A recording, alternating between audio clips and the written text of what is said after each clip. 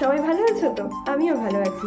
সত্যি বলতে আজকে আমি শারীরিকভাবে ভালো না থাকলেও মানসিকভাবে খুব হ্যাপি, কারণ আমার সকাল থেকে খুব একটু গাটা ম্যাচ ম্যাচ করছে আর একটু হালকা জ্বরও হয়েছে।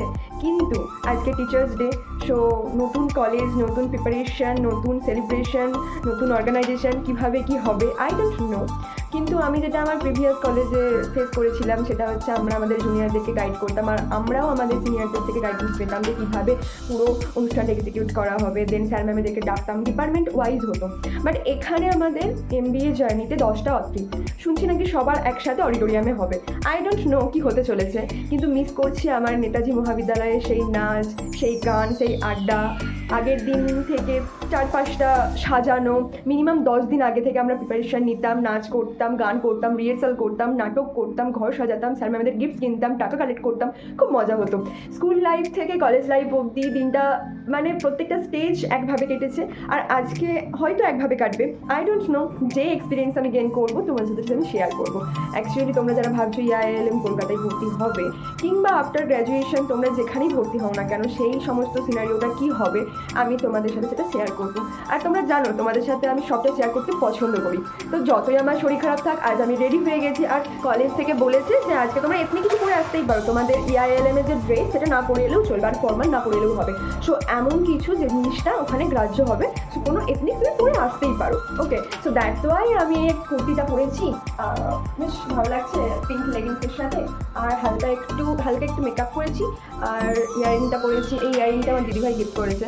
সো এরপর আমি কলেজে যাবো, তো তোমাদের সাথে বাকি সবটা আমি শেয়ার করবো। সো বেশি না বকে চটাপট লাইক আর শেয়ার করে দাও, কিন্তু অবশ্যই সাবস্ক্রাইব করতে ভুলো না। তোমাদের সাথে আমি সবটা শেয়ার করছি। আর হ্যাঁ, আজকে আমার কেমন লাগছে তোমরা কিন্তু কমেন্টে বলো, এটা কিন্তু তোমাদের রোজকার ডিউটি।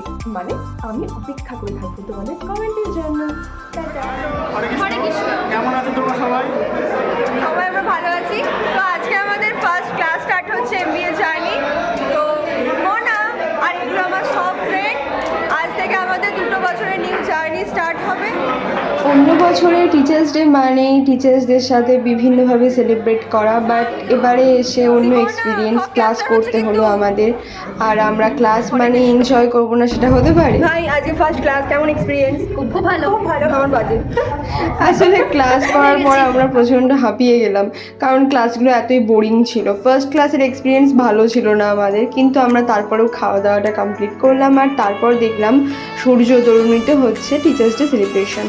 তো আমরা ঠিক করলাম সবাই মিলে ওখানে একটু গেস্টের মতো গিয়ে বসি। বাট এত পরিমাণ আমার শরীরটা খারাপ করছিল যে আমি বেশিক্ষণ থাকতে পারিনি। আমার সমস্ত ফ্রেন্ডসরা ছিল ওখানে। প্রথমে কেক কাটা হয়েছিল, তারপর ডিরেক্টর স্যার থেকে শুরু করে অন্যান্য ফ্যাকাল্টি মেম্বার্সরা, স্যারেরা সবাই এখানে স্পিচ দিয়েছিলেন।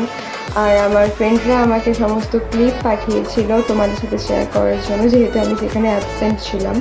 তো তোমরা দেখতে পাচ্ছ কত সুন্দরভাবে সাজানো হয়েছে। হ্যাঁ, এখানে আমরা অ্যাক্টিভলি কেউ পার্টিসিপেট করিনি, কারণ আমরা ছিলাম একদমই নতুন ফ্রেশার। তো দ্যাটস ওয়াই আমরা ছিলাম জাস্ট আ গেস্ট। বাট তোমাদের সাথে আমি সবটা শেয়ার করলাম। তোমরা কিন্তু এই ভিডিও ক্লিপগুলোর মধ্যে বুঝতে পারবে যে IILM কলকাতাতে কীভাবে টিচার্স ডে সেলিব্রেশন হয়। হ্যাঁ, পার্সোনালি প্রত্যেকটা অত্রিতেই সেলিব্রেট তোমরা করতে পারো যে যার অত্রি ওয়াইজ, বাট এটা ছিল একটা কম্বাইন্ড জোন, যেখানে সমস্ত অত্রির ছেলেমেয়েরা একসাথে এসে টিচার্স ডে সেলিব্রেট করেছিল। তো ইনশাআল্লাহ ক্লিপ